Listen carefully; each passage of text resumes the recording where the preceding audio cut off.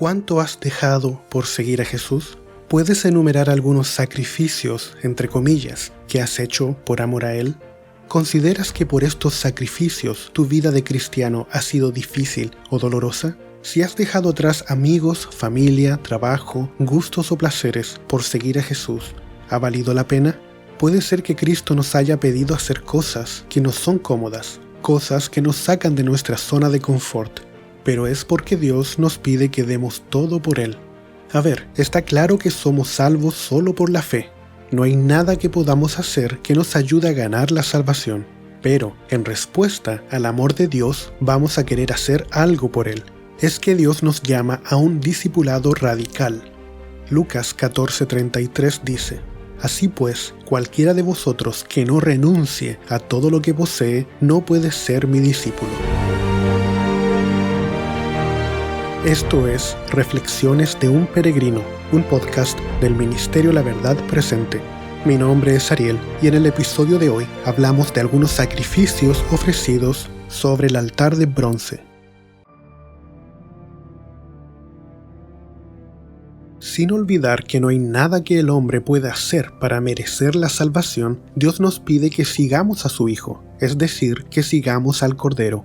Pero ¿hacia dónde va el Cordero? Va hacia el sacrificio. El Cordero sigue un sendero hacia el sacrificio. Jesús es el Cordero de Dios que quita el pecado del mundo, y de acuerdo con Isaías, Cristo fue quebrantado y sujeto a padecimiento. Y Jesús dice: si tú eres seguidor mío, vas a tener que hacer sacrificios. En Reflexiones de un Peregrino, este es nuestro 6º episodio sobre el santuario, y hoy revisaremos un sacrificio que se desarrollaba en el altar, a la entrada del patio del santuario o atrio.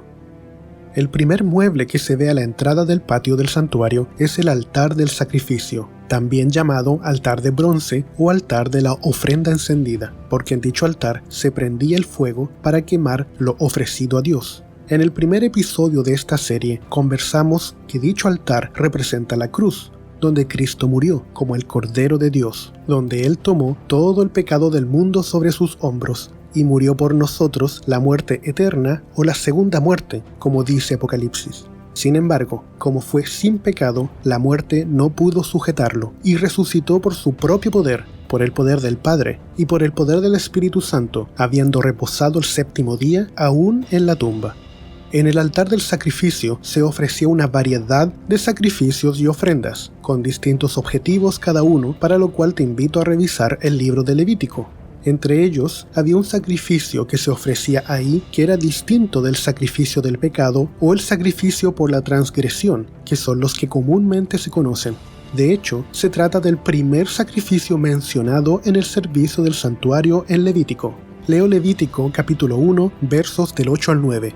Luego, los hijos de Aarón, los sacerdotes, acomodarán las piezas, la cabeza y la grasa de los intestinos sobre la leña que está sobre el fuego que habrá encima del altar. Él lavará con agua los intestinos y las piernas, y el sacerdote lo quemará todo sobre el altar. Es un holocausto, ofrenda quemada de olor grato para Jehová. Este sacrificio es único. Generalmente, los sacrificios implicaban que una parte del animal ofrecido tenía que ser reservada para el sacerdote o para el pecador penitente que llevaba el animal, dependiendo del tipo de sacrificio.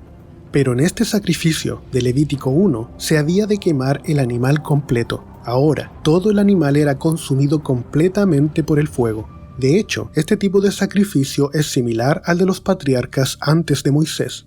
El animal se quemaba completamente. Lo interesante es ver la respuesta de Dios ante este sacrificio. El verso 9 dice que era dulce aroma para el Señor. Este sacrificio demuestra nuestro sometimiento al Señor, y de acuerdo con la indicación divina sobre cómo ofrecer el animal, ¿cuánto de nuestro ser debemos someter a Dios? Todo. Y cuando Dios ve que nos sometemos completamente a Él, Él dice que es una ofrenda de dulce aroma. En Levítico 1, versos del 12 al 13, se vuelve a repetir las instrucciones del sacrificio, y llama la atención cómo los versículos son tan explícitos al indicar cómo el animal debía ser descuartizado y puesto sobre el altar, con orden, la cabeza en un lado, los intestinos o entrañas y las piernas en otro. Es interesante cómo estos 3 elementos son también símbolos claros en la Biblia. La cabeza en la Biblia es ampliamente utilizada para representar la autoridad. Hay ejemplo de este uso desde el mismo Génesis hasta el Apocalipsis, pero igualmente puede representar nuestra mente e intelecto. Las entrañas o intestinos son comúnmente traducidos en las Biblias modernas como corazón, porque representa de dónde viene el amor y es de dónde se deriva nuestra voluntad y las emociones. En nuestra cultura no pensamos que eso provenga de las entrañas, pero así es utilizado en la Biblia. Por ejemplo, puedes ver 2 Corintios 6:12, que dice: «No hemos sido mezquinos en nuestro amor por vosotros, pero vosotros sí lo habéis sido en vuestro propio corazón». Aquí la palabra original, traducida como corazón, es entrañas. Por otro lado, nuestros pies y nuestro caminar representan nuestra conducta, nuestro estilo de vida, tal como lo expresa el famoso Salmo 119:105. En otras palabras, este sacrificio representa el sometimiento de nuestro ser en todas las dimensiones de nuestra vida. Es decir, el significado de cuando una persona traía este sacrificio y todo el animal era quemado sobre el altar para dulce aroma al Señor, significaba que el pecador quería someterse completamente tal como ese sacrificio. Era símbolo de total entrega a Dios, ni una sola parte quedaba afuera. Y el pecador decía: «Señor, por todo lo que has hecho por mí, quiero darme a ti completamente». No para poder obtener algo, sino porque ya había obtenido todo. Dios nos da todo lo que necesitamos, incluso lo que no merecemos. Más aún, nos dio a su Hijo para que nosotros no tengamos que morir. Como respuesta a ese amor, Dios espera que nosotros también nos demos a Él completamente, sin reserva en absoluto. No para obtener la salvación, sino porque ya obtuvimos la salvación. Esa debe ser la verdadera motivación.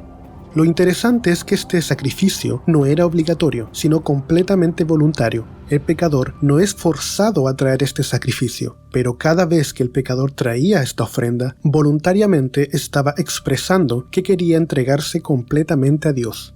Romanos 12:1 dice: «Por lo tanto, hermanos, os ruego por las misericordias de Dios que presentéis vuestros cuerpos como sacrificio vivo, santo, agradable a Dios, que es vuestro verdadero culto».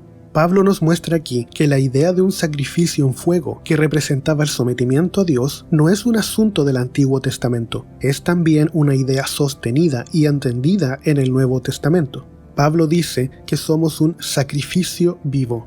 Pensemos en el contexto de este verso. En toda la carta a los Romanos, Pablo ha hablado sobre la misericordia de Dios, el amor de Dios, la gracia de Dios.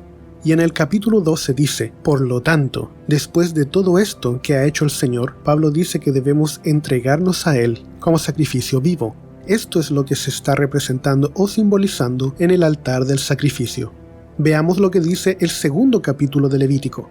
Los primeros 3 versos dicen: «Cuando alguna persona ofreciere oblación a Jehová, su ofrenda será flor de harina, sobre la cual echará aceite, y sobre ella incienso, y la traerá a los sacerdotes hijos de Aarón, y de ello tomará el sacerdote su puño lleno de flor de harina y del aceite, con todo el incienso, y lo hará arder sobre el altar para memorial. Ofrenda encendida es, de olor grato a Jehová». Pon atención en esta comparación. Levíticos 1 dice que todo lo que soy le pertenece a Dios o a Cristo, pero Levíticos 2 dice que todo lo que tengo le pertenece al Señor. En Deuteronomio y en muchas otras partes de la Biblia, el trigo y el aceite representan posesiones materiales, ya que Dios les prometía abundancia de estos elementos si su pueblo le era fiel. Una cosa sigue a la otra, es una relación lógica. No podemos pertenecer a Dios y no ofrecerle todo lo que tenemos.